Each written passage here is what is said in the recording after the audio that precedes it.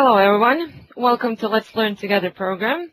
My name is Eva, thank you for joining us today. These webinars were initiated by Microsoft with the intention to bring exceptional educational projects closer to teachers and educators across Europe. It is my pleasure to welcome Mr. Stefan Stenbom from Sweden, who will present his awarded project Mathcoach Online. Stefan participated with this project at the Worldwide Innovative Education Forum held in South Africa last month. So, Stefan, let's hear more about your project. Yes, thank you so much for inviting me to do this webinar. Can you hear me and can you see me on the camera? Yes, we can hear you and see you. Very good. Yes, thank you everybody for that I was invited to make this presentation. My name is Stefan Stenbom and I work in Stockholm, the capital of Sweden, at the Royal Institute of Technology. It's a university which works with engineering training and also with teacher training, and I am working with the teacher training part of the Royal Institute of Technology. And the project that I'm here to present is called Mathcoach Online, and what it basically is that it is a project where we use our teacher students to work as homework assistants in math within the program Windows Live Messenger. So if you are a kid in Sweden and you are sitting at home in the evening and would like to have help with your homework, now I'm going to switch to my computer if that is possible. Let's see.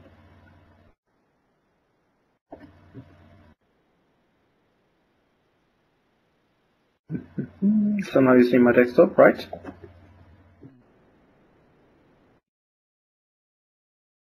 Hold on, yes, we can see it. You're just going to have to move around a little bit because we can only see a part of the picture. Okay. How do I make it so I can see the entire picture? Okay, it works like this. That we are using just plain Windows Live Messenger that you maybe have heard of. It's a chat program provided by Microsoft, which is the most used program for chatting in Sweden. And here you can see her. We have Maya. She's a math coach and she's basically online right now. So if I'm a kid sitting at home, needed help with math homework, I can just type to her here. Hi, I need help. And then probably she will answer. I don't know. She's live present, so this is a little risky to see if she can answer.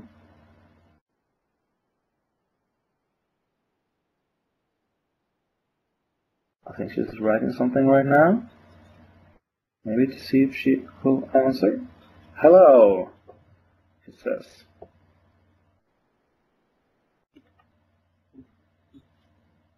Now she's writing something. What can I help you with? And then I'll type a problem that I have. For instance, what is 1 divided by 3 plus 1 divided by 4? And then she will help me to come out of the answer to the problem. She's not acting to just give the answer. Instead, she's starting to tutoring me how to solve the problem. So she's not going to give me the answers right away. Instead, she's trying to find out how she is supposed to do that. Okay, that's basically how it works. And I would like to switch back to my presentation. Let's see, my presentation.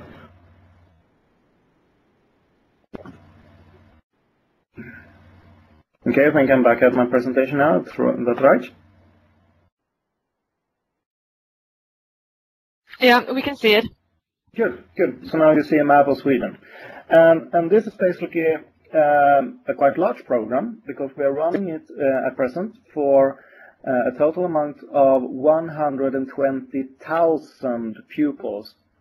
120,000 kids can have this opportunity at present. So we are right now covering these green areas. And the green area with the red circle is where we are situating the main campus for this project.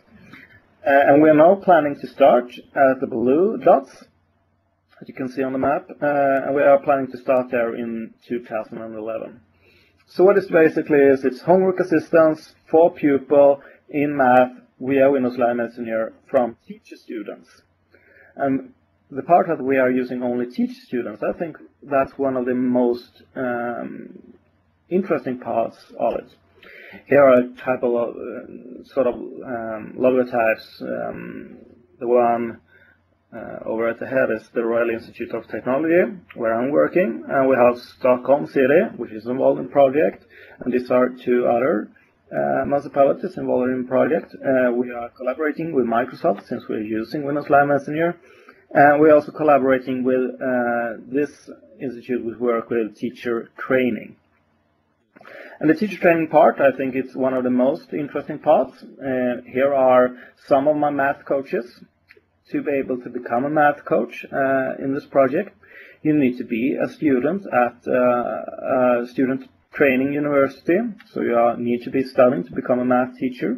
And to be able to become a math coach, you need to have studied both math and math didactics before you can start to join the program. We have developed our own teacher coach training, which involves that you need to have this background. And we have a theory package where we are discussing very much how it is to tutor online. How do you tutor online? How do you become a teacher, not only in the classroom, but also on the internet? Then we have a practice part where you practice together with older math coaches to get sort of an idea how it is and get help from older math coaches. We also have a specialization part where you specialize on different areas. For instance, how to use YouTube as a natural resource when you are doing this type of tutoring. After they have committed to this training, they have passed it. The training is approximately 1 week long. After that, you get paid.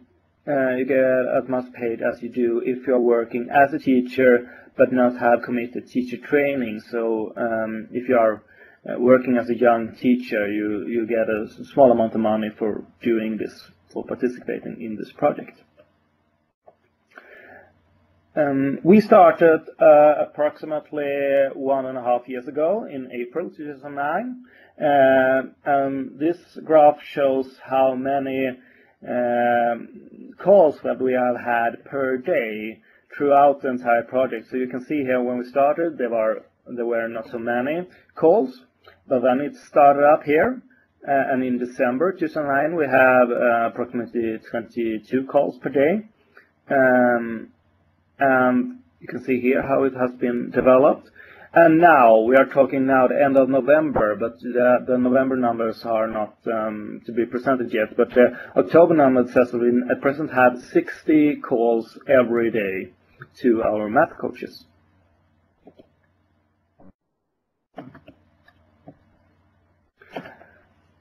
All our conversations, since they are all text-based, they are saved. So we can basically see what types of problems in math that pupils in Sweden have. This graph here shows that 61% of the pupils who are coming to us, calling to us, they have a specific problem where they need to get help with. The most common student has a test or a homework for the next day, and they are stuck with some specific problems. But we also can see that 13% need to have help with a specific segment, percentage, for example. 11% of the conversations are not regarding math. It is people who are coming to us and want to know what football team we prefer or something like that. So they are basically people who just want to check out how this system works. And 13% are people who are coming to us and actually would like to be messy with us, to make us to make troubles for us, basically. So they are not serious people. We are also analyzing the conversation so we can see what people have problems with. we can see that the most common subjects are algebra. 23% have problem with algebra. 11% have problem with percentage, and geometry is quite very many people have problem with geometry, and also with conversation and units of measurement. One thing that we really can see is in Sweden that people have problem with transforming mathematical problems to actually mathematical equations to solve them. The transformation from text to mathematical formulas, that is a real problem in Sweden. Can we see by looking to our saved conversations that we have had.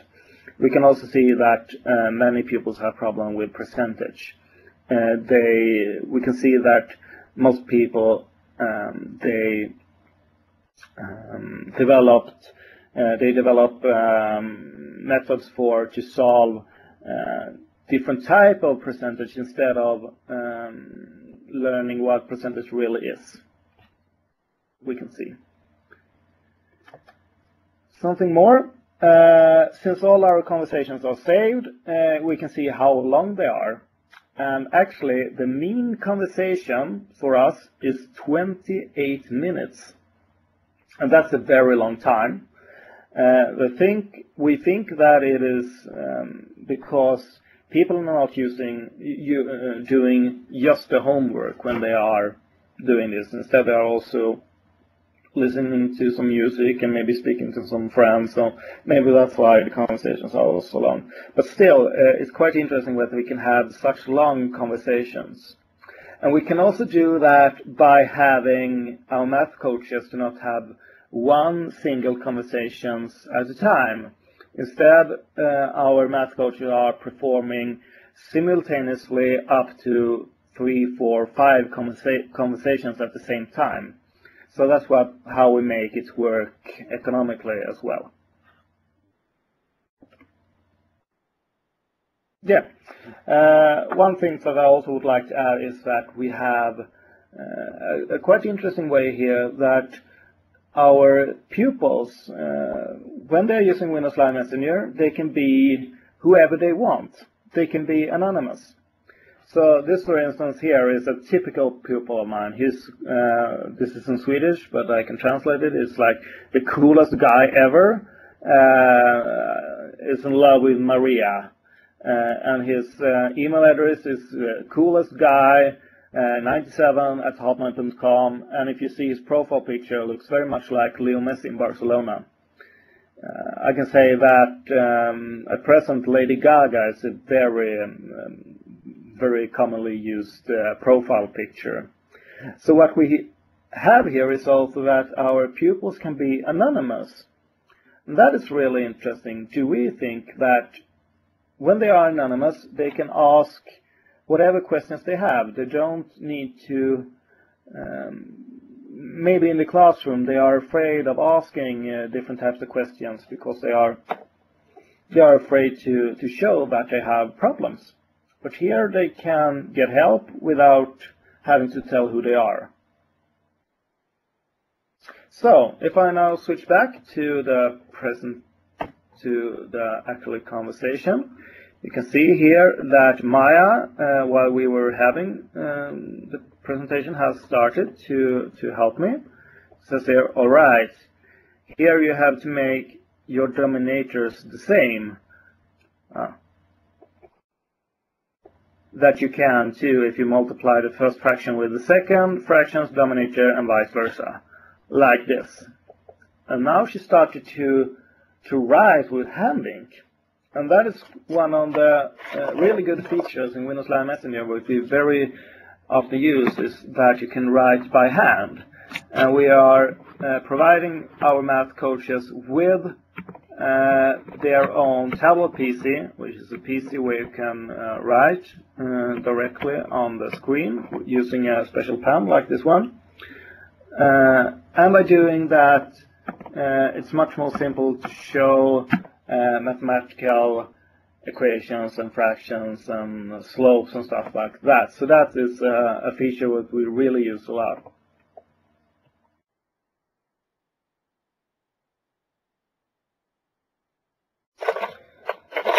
So, that was very fast, my presentation. Maybe I took it a little fast. I don't know if you have any questions or something like that. Okay, thanks for this great presentation. I think this is a truly innovative way for reaching students and making them feel comfortable with sharing their problems and asking for help.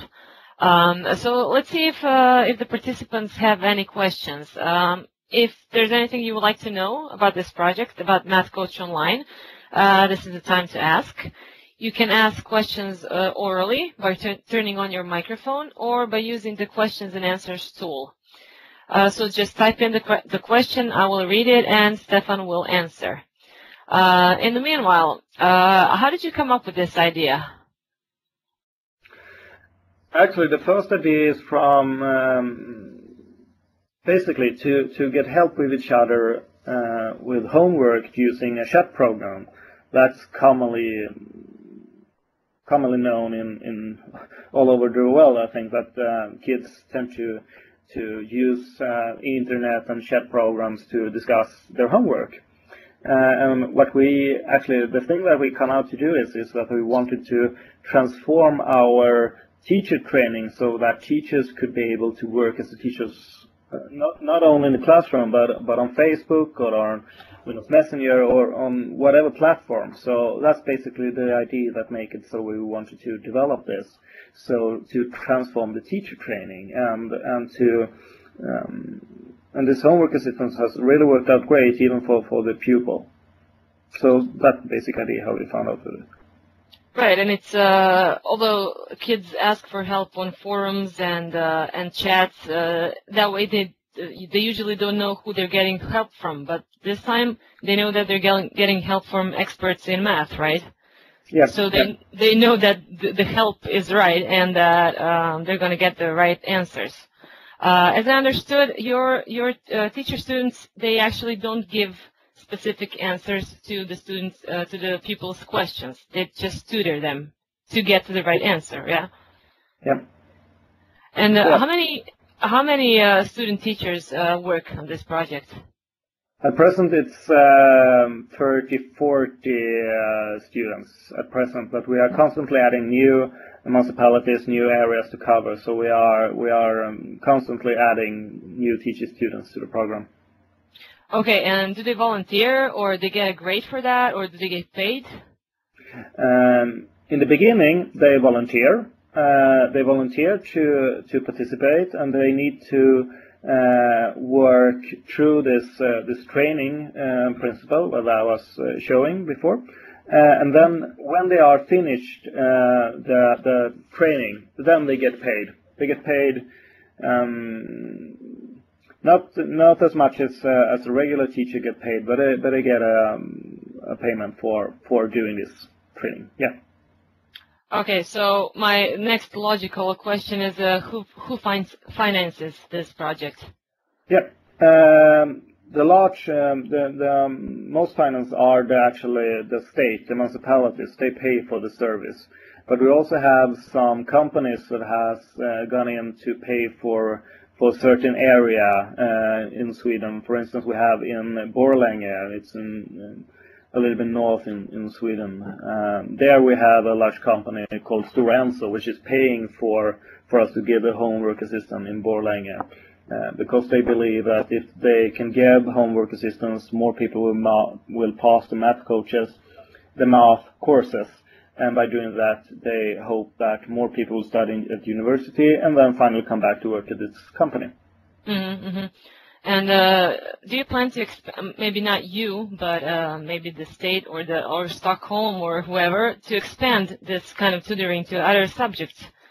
Yes, like physics or something else. Yeah. Yep. Actually, we are planning to start now in 1 month. We will start a similar project, a much more smaller project, but this is a project in Swedish for immigrants. So we will start that with, I think it's like 50 or 100 people who has recently come to Sweden from all different countries in the world, to help them to introduce to Swedish, the Swedish language and the Swedish society. So we are starting in new languages in a month, and we are also planning to expand this to many subjects to be able to have it throughout the entire Sweden. Great, great. It's a great idea. How do you advertise it? How do students find out about you? The main way that we advertise it is by having my math coaches coming to the different schools and actually going to the classroom and informing about the project. We're also informing very lots via the math teachers. So all math teachers in the region are supposed to know about this project and are about to should advertise it themselves. Because this is really not instead of regular teaching in math in the classroom. We couldn't put out regular math education and do this instead. It won't work.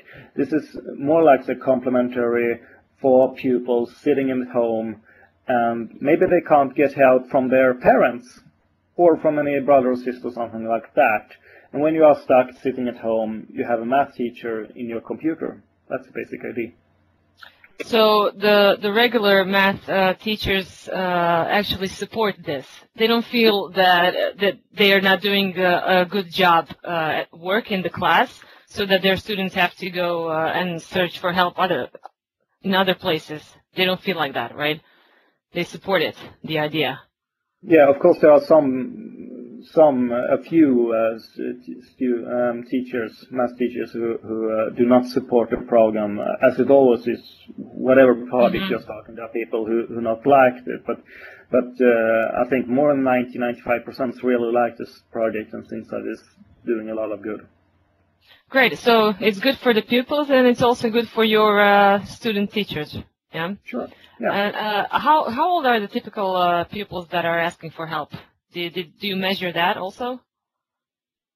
As they are anonymous, so we don't really know how old they are. But what we have done is that we have some after conversations, you can voluntarily answer some questions regarding yourself and regarding why you are here and stuff like that.